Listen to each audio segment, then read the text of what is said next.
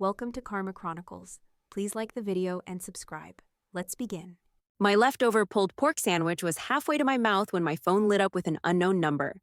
I was sitting at the little table in my trailer, screen door open, warm Oklahoma air pushing through the mesh, while I flipped through radar maps on my laptop. I figured it was spam, but something told me to answer. "Hello?" I said, wiping BBQ sauce off my hand. "Hi, is this Brianna Richardson?" "Speaking." "This is Carla Evans, from the Regional Livestock Auction Planning Committee." Her voice was tight, clipped, way too formal for this part of the country. I leaned back, pulled my boots down off the bench. "What's going on?" She let out a breath. "I hate to dump this on you, but your brother Nathan's name came up, and we're kinda in a bind." She paused, and I didn't like that pause. "What kind of bind?" I asked. "A big one. There was a fire out at the fairgrounds this morning. Damaged most of the cattle pens. The auctioneer backed out over safety concerns and, get this, the cattle transport company we hired just canceled. Said it's too much chaos, too short notice. They're not coming." I blinked. "The auction's in 3 days." "I know," her voice cracked a little. "We're scrambling for replacements, but it's gonna cost close to $80,000 to pull it off. New pens, security, insurance, new auctioneer, emergency transport. All last minute. Quick note, before we start, how's your day going and where are you joining from?" I stood up, adrenaline kicking in. "Have you talked to my family?" "I called your parents first. Your mom said they're tapped out after Nathan's last stallion investment. Your dad said, and I quote, 'We've done all we can.'" Of course they did. "Where's Nathan?" I asked. "Losing it. He's yelling at everyone. Keeps saying this was supposed to be his moment, that the whole thing's ruined. I figured you'd want to know. He's not handling it well." I grabbed my keys off the counter. "Put me on the next family call." She hesitated. "I'm not sure that's..." "Carla," I'm asking nicely. "Put me on the call." She was quiet for a second, then said, "All right. They're meeting on Zoom in 10. I'll send you the link." I hung up and sat down hard on the couch, my stomach twisted. Nathan had finally clawed his way into something big. And our parents? They were already waving the white flag. Fine. Let's see how they like it when the disappointment talks back. I clicked the Zoom link Carla sent and waited. 3 seconds later, I saw all their names pop up: Mom, Dad, and Nathan. My mom's voice cut through first. "Brianna, we've got this handled." I hadn't even said hello. Then came Dad, sounding like he always did when he was about to deliver a lecture. "You wouldn't understand what's at stake here. This isn't your thing." Nathan wasn't on camera, but I could hear his boots pacing on what sounded like concrete. His voice cracked. "It's all ruined. The timing, the prep, everything I worked for, gone." I kept my voice level. "I can help." Silence, like I'd dropped a turd in the punch bowl. Then came the laugh. My dad snorted first, then Mom followed, bitter and low. Nathan didn't laugh, but he didn't stop them either. "Help?" Dad said, almost gleeful. "You clean kennels and drive Amazon packages around town. This is $80,000. You don't just help with that kind of thing." I stared straight into my webcam. "It's handled." That shut them up. "What the hell does that mean?" Nathan asked, suddenly still. "I'm wiring the full 80 to Carla," I said, "plus 20 more for upgrades. New pens, AC tents, catering, whatever she needs." Dead quiet. Mom blinked fast, her lips twitching like she was about to say something but couldn't find the words. Dad leaned forward in his chair like he misheard me. Nathan just muttered, "No way." "Where would you even get that kind of money?" Dad barked. "I own companies," I said. "Multiple." Nathan scoffed. "What, like a dog-sitting service? The dog boarding place on Highway 17? Mine. The horse vet clinic just south of town? Mine. That auction barn Nathan's using? I bought it 2 years ago." Mom looked like someone had poured ice water down her back. "You what?" "I've been working my ass off since I was 20, I said. "Started a logistics firm, specialized in ranch supply delivery. That one business turned into 3, then 5. I reinvested, I grew smart, and I didn't tell anyone because no one ever asked." Dad narrowed his eyes. "You've been sitting on all this, living in that rundown trailer like some drifter." "By choice," I shot back. "Because I actually like doing the dirty work. I like fixing my own water pump and patching my own roof. Doesn't mean I'm broke. Nathan finally unmuted his mic. You're saying you just have $100,000 lying around? I'm saying I already sent Carla the wire confirmation. And the extra is coming behind it. Carla's name lit up in the chat box. Brianna, she said, voice shaky. Wait, is that real? Call my accountant, I said. Numbers in your email. Everyone just stared. Mom had her hand over her mouth. Dad leaned back like someone punched him in the gut. Nathan looked stunned, eyes wide, mouth half open, brain clearly short-circuiting. I didn't smile. I didn't gloat. I just waited. Carla spoke again, quiet but steady. You already hired a replacement auctioneer too? Yep, I said. And the transport company. They're mine now. Nathan finally sat down. Jesus. Dad was the first to speak again, voice clipped. What companies exactly? Mom followed right behind. How long's this been going on? Nathan looked straight at the camera like he didn't even recognize me. Why the hell didn't you ever tell us? I sat back, hands in my lap, kept my voice calm. Started with a ranch supply logistics firm. Small-time stuff. Hay, feed, vet supplies, gates, fencing. I built my own system for remote areas with bad roads. It worked. Grew faster than I expected. I could feel them waiting, like they were bracing for more. So I started more. Bought the dog boarding place when the old couple was ready to retire. Picked up the vet clinic when the owner defaulted. The auction barn? Got that at a tax sale when no one bid. I've got 7 LLCs under one umbrella. Every one of them tied to agriculture, livestock, or events. Dad squinted. What umbrella? RLE Holdings, I said. Started it 4 years ago. Nathan leaned forward, elbows on his knees. Wait, RLE. That's your name? Richardson Livestock Enterprises. I didn't exactly hide it, but you never said anything, Mom said. No one ever asked, I shot back. Every family dinner, every phone call. It was Nathan's latest bull ride or Dad's fence project or Mom's church bake sale. I was background noise. Why would I shout over that? They didn't say a word. Then Dad glanced off camera like he was trying to piece it together. So the pickup, the trailer, all mine, I said. Could have moved into a 4-bedroom last year. Could have bought a brand new diesel. Didn't want to, Nathan frowned. Why the hell not? I shrugged. Because I like it out here. I like waking up and hearing cattle in the distance. I like fixing my own stuff, wearing boots I earned the wear on.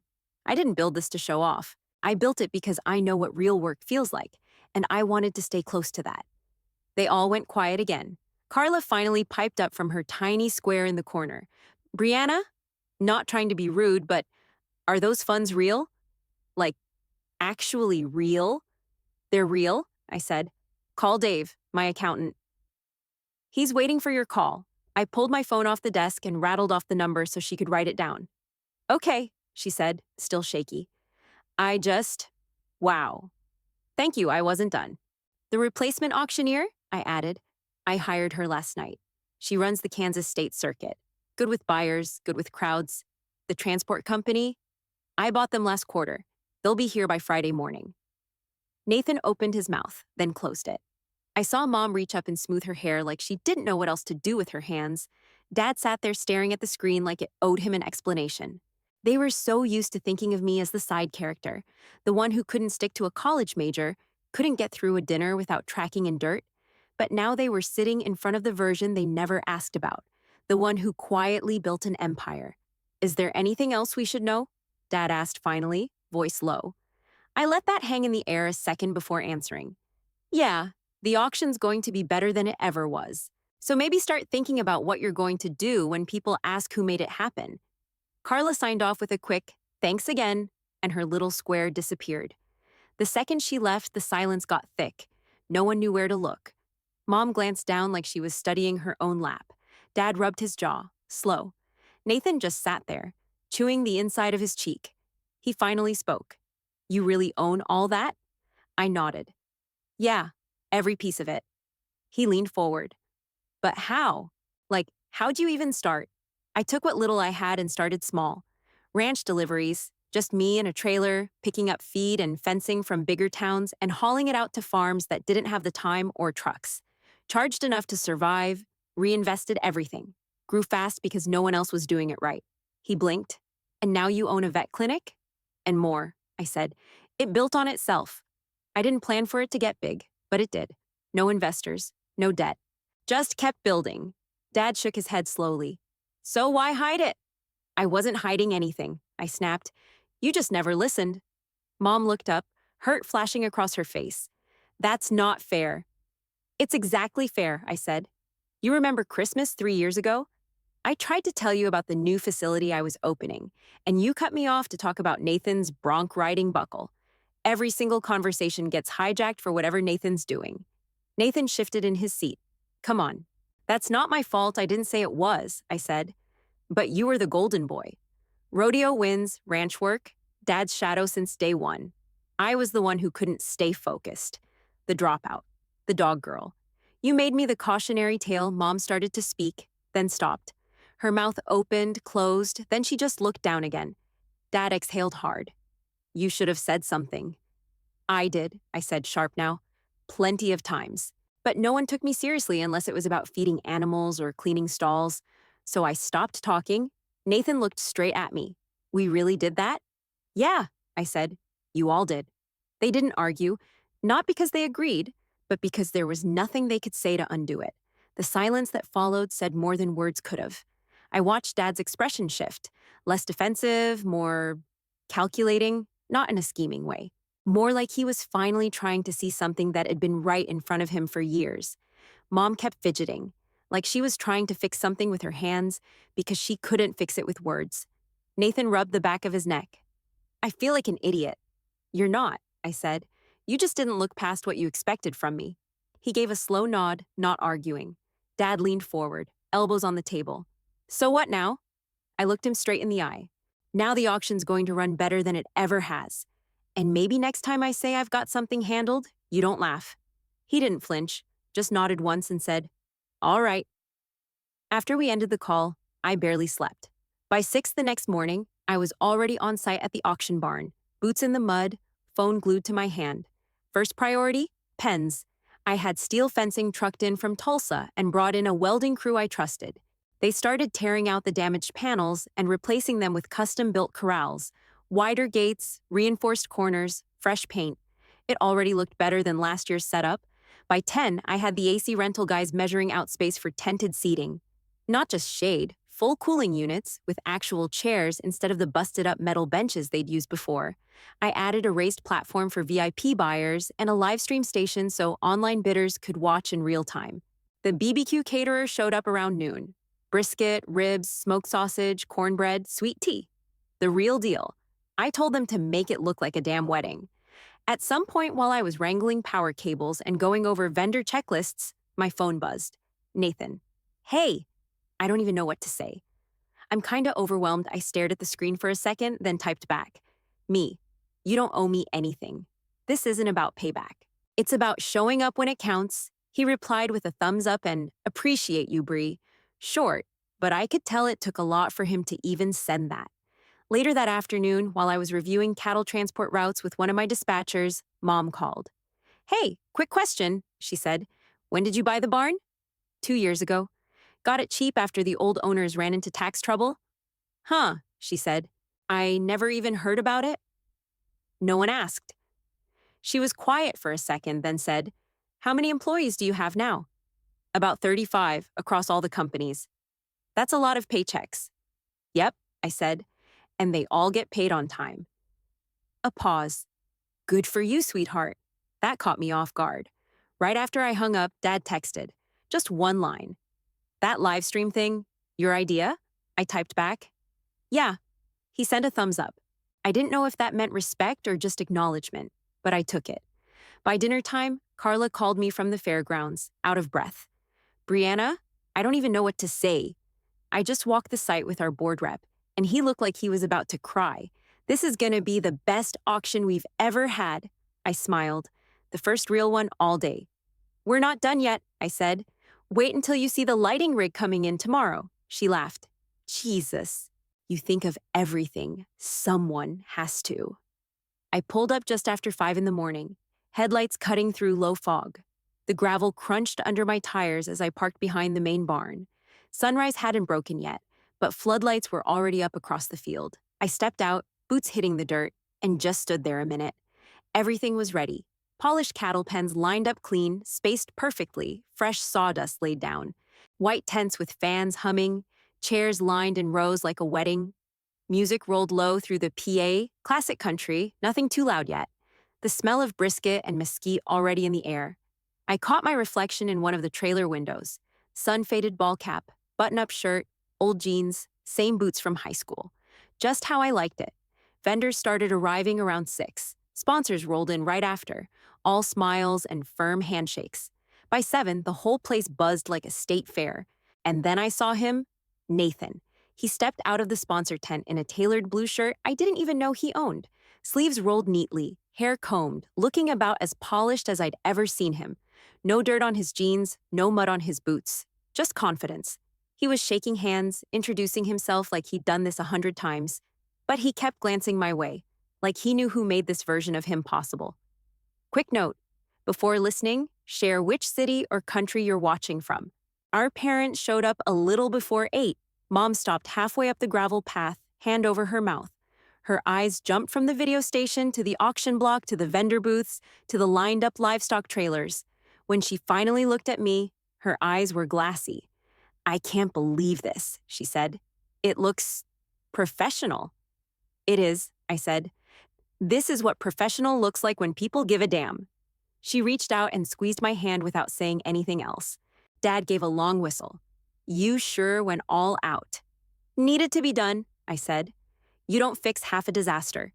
You bury it and build something better on top." Carla came rushing over with a clipboard, headset on. "Brianna, I've got 3 vendors who want to meet you. You're the one who made it all happen, and they're trying to figure out how to get on next year's list already." I followed her through the main tent, getting nods, handshakes, compliments I wasn't used to. Some guy from Amarillo tried to talk me into consulting on his event next spring.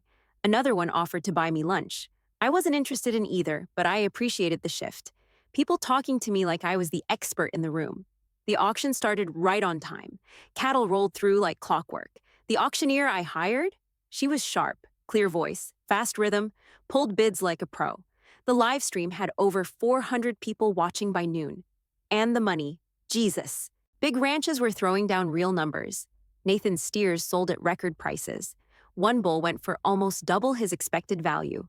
I watched from the back, arms crossed, not needing to be front and center. During the lunch break, Dad found me near the sponsor tent, holding a sweet tea and looking like he'd been thinking too hard. "Can I talk to you a second?" he asked. I nodded. He stepped away from the crowd, looked at me straight on. "I owe you an apology." I waited. "For underestimating you," he said. "All these years, I thought I had you figured out. But you've been out here building something real. And I didn't see it. I didn't say anything right away. I'm proud of you, Brianna." That hit harder than I expected. I gave a small nod. "Thanks." He opened his mouth to say more, but didn't. Just gave me a pat on the shoulder and walked back into the crowd. I stayed where I was, watching my brother smile for pictures next to a banner with Richardson Livestock Enterprises printed clean across the top. I was back at the trailer by 9, exhausted. Still in the same jeans, dust in my hair, boots kicked off at the door. I just sat down with a cold bottle of water when I heard tires on gravel. Headlights washed through the screen door. I stood up thinking maybe Carla had forgotten something. But it wasn't Carla. It was my family, Mom, Dad, and Nathan, piling out of Dad's truck like they'd done this 100 times. Except they never had. Nathan was carrying a paper sack that smelled like leftover brisket. Dad had a 6-pack. Mom had something clutched to her chest like it was fragile. I opened the door before they could knock. Nathan held out the sack. "We brought food." "Didn't think you'd eaten." I stepped back to let them in. "I haven't." They came in awkward at first, like they didn't know what to do with their hands. But I cleared space at the table and grabbed some paper plates. Nathan dropped into the chair across from me, cracked a beer, and looked me in the eye. "You saved my future," he said, voice low. "I don't even know how to thank you." "You just did," I said. He nodded like that was enough. Mom sat down next to me and placed the thing she'd been holding on the table. A photo album, one I didn't recognize. It had a blue cracked leather cover duct taped at the spine. She flipped it open and pushed it toward me. "Found this in a box in the attic." I looked down. Old photos, me bottle feeding calves, building stick corrals out of scrap wood, painting signs for imaginary auctions in the backyard.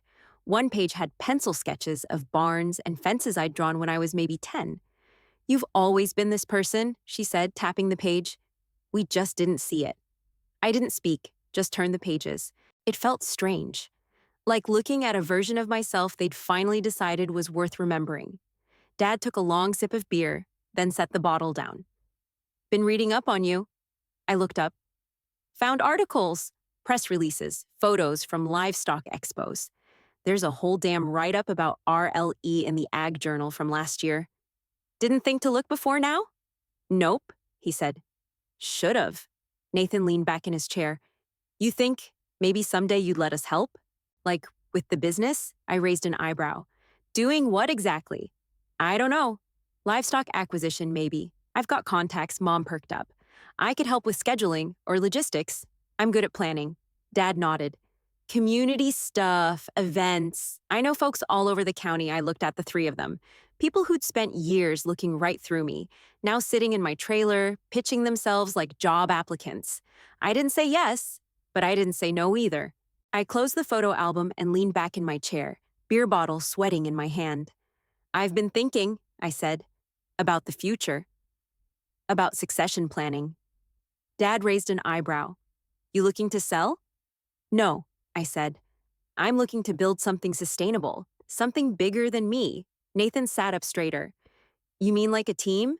"I mean like a family business," I said. "But not the kind where I hand you jobs because we share DNA.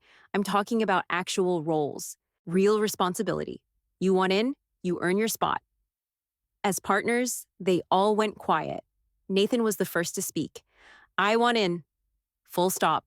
Livestock acquisition, I'm already halfway doing it. I've got people who trust me. I know what to look for." I nodded. "Good. That's where we'd start." Mom leaned forward, eyes lit up. "I've been retired from the school district for almost a year. I've got time. I'm good with logistics, organizing, scheduling, coordinating between people." "If that's useful." "It is," I said. "Very." She smiled like she hadn't heard that from me in decades. Dad crossed his arms. "I'm not looking to run anything, but I know this community. Been shaking the same hands for 40 years. I could handle outreach, sponsorships, local events, partnerships with the co-ops." Put a real face to RLEI, looked at them, really looked. For the first time, they weren't trying to steer the ship. They were asking if they could help row. "I'd need contracts in place," I said. "Defined shares, expectations, fallback plans." Nathan grinned. "Hell yeah, bring it on." We clinked our beers, and Mom raised her sweet tea like it was champagne. "To Richardson Livestock Enterprises," she said. I paused. "Let's shorten it." Nathan looked over. "To what?" I smiled. RLE. Dad nodded. "Clean. Professional.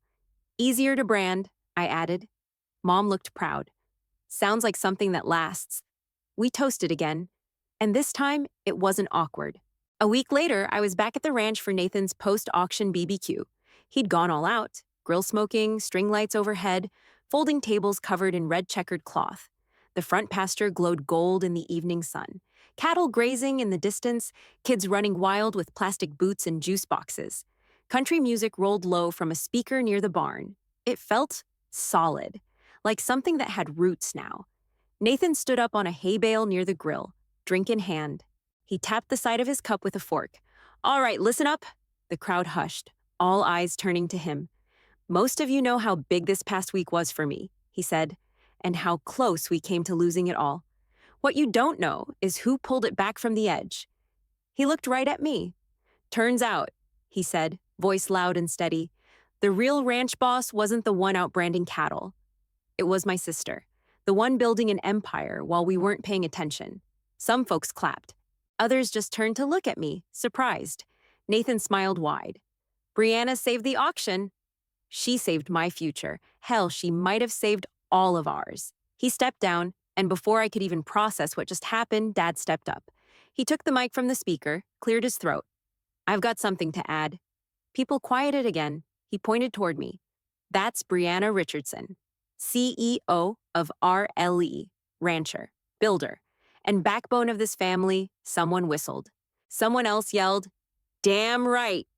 I didn't smile. Not right away.